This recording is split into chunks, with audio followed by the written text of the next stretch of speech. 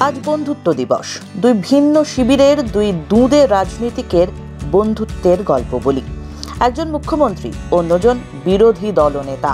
বিধানসভায় একে অপরকে কথা তোড়ে উড়িয়ে দিচ্ছেন, আবার স্ট্যান্ডার্ড হেরেলে চেপে ঘুরছেনও।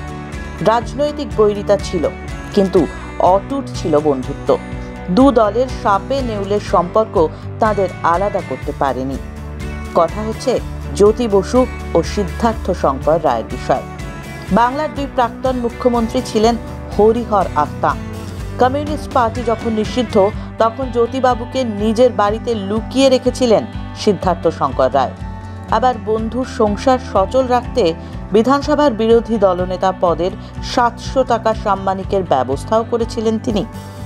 কখনো গোপন বৈঠক সারতে বন্ধুকে পৌঁছে দিয়েছেন সফদরজং রোডে ইন্দিরা গান্ধীর বাড়িতে।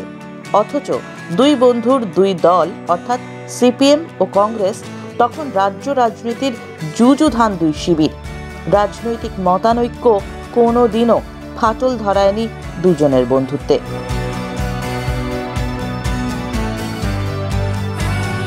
ফলো করুন দৃষ্টিভঙ্গির ফেসবুক, টুইটার, ইনস্টাগ্রাম।